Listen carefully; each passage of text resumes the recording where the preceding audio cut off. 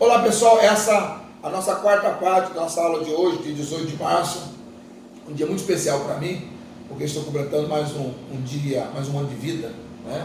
Agradeço a Deus por esse dia maravilhoso, estar aqui compartilhando com vocês o conhecimento da história e teologia do movimento pentecostal. E como eu disse para vocês no vídeo anterior, a manifestação do Espírito Santo acontecia e muitas comunidades começaram a partir dos milagres.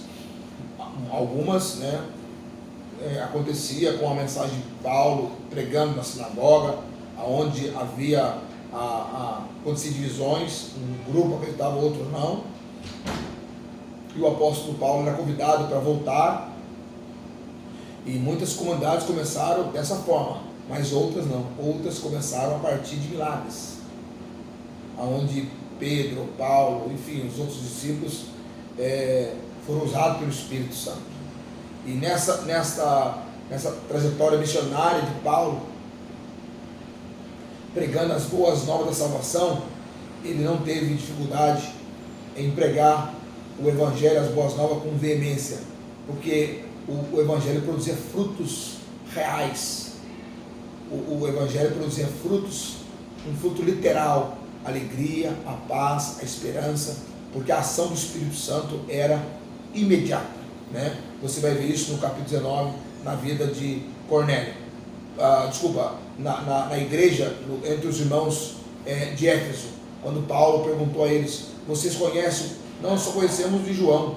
E a Bíblia diz que Paulo convotou todos eles, colocou de joelho, impôs as mãos sobre eles, e o Espírito Santo desceu sobre todos. Para Paulo, a chave para tudo na vida cristã era o Espírito Santo, pois as características da igreja estavam fundidas com os milagres e fenômenos pneumatológicos. Então Paulo não tinha dúvida de que a ação do Espírito Santo era a chave que abria as portas para que as pessoas fossem atraídas para a mensagem do Evangelho. Só que nós não podemos nunca entrar por esse caminho, porque o ministério da cura divina, ele é passageiro, ele tem data de validade. Quando você analisa as igrejas pentecostais que iniciaram com curas, milagres, prodígios, maravilhas, hoje elas entraram no ostracismo, que é diferente das Assembleias de Deus. O pastor Gunnar Wingre, ele inicia a Assembleia de Deus embasado nas Sagradas Escrituras. O pastor Gunnar Wingre se preocupa em transmitir conhecimento bíblico para os irmãos. Daí a fundação do jornal, e no jornal, que era editado mensalmente, ele trazia dentro do corpo do jornal 4 estudos bíblicos, quando o mês tinha 4 semanas, e 5 quando o mês tinha 5 semanas, 5 domingos.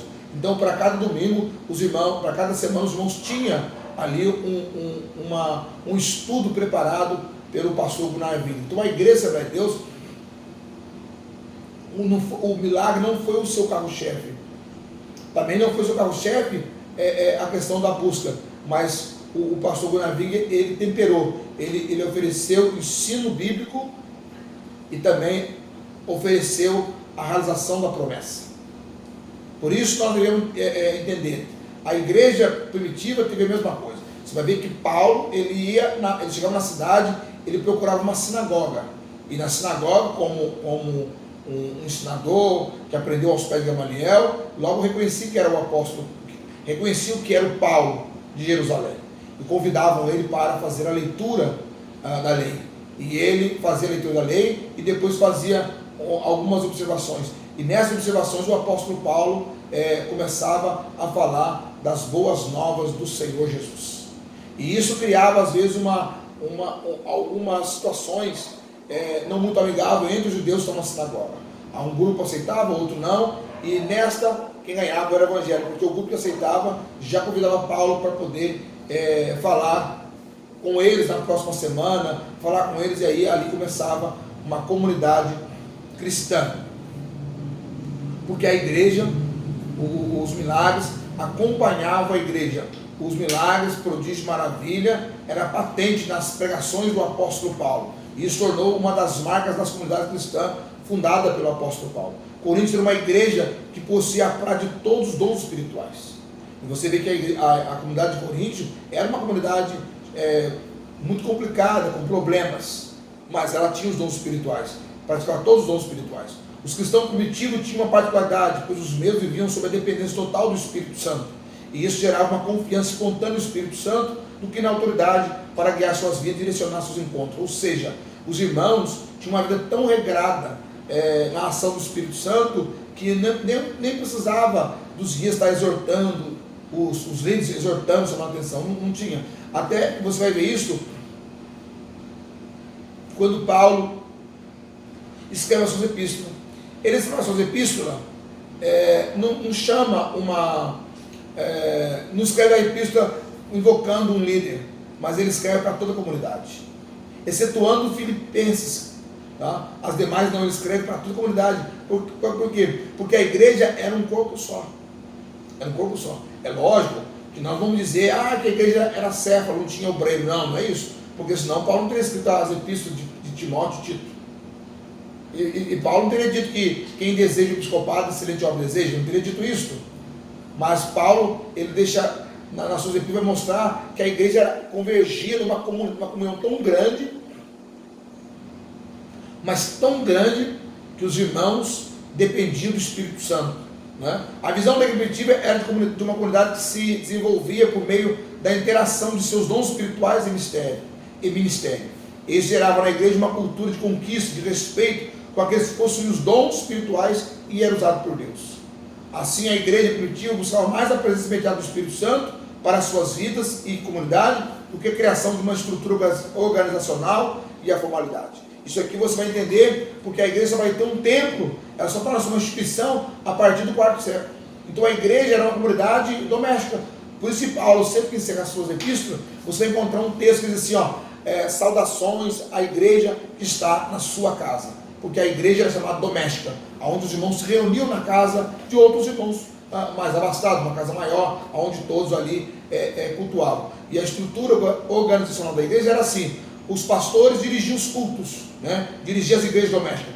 Os presbíteros eram os ensinadores, então eles andavam pelas igrejas domésticas na cidade, na província, e cada cidade havia somente um bispo. Então, um bispo para todas as igrejas, chamado igrejas domésticas. Daí o porquê da catedral. A palavra catedral, do latim, significa cadeira. Então, como o bispo, ele andava de casa em casa, né? Então, um dia tinha o culto na casa de uma pessoa, outro dia na outra, e assim. Então, ele tinha o seu auxiliar, que levava a sua cadeira, a cadeira do bispo. E quando ele chegava à cadeira do bispo, botava na casa onde era ali a igreja doméstica, então aquela casa tornava-se a catedral, aonde estava a cadeira do bispo. É onde nós temos essa nomenclatura dentro da igreja cristã. E aí então, nas escritas de Paulo, nós entendemos que Paulo, então, ele sempre escreve para toda a igreja. Você vai ter isso na igreja de Antioquia, quando o Espírito Santo vai dizer para separar para eles dois, para uma grande obra.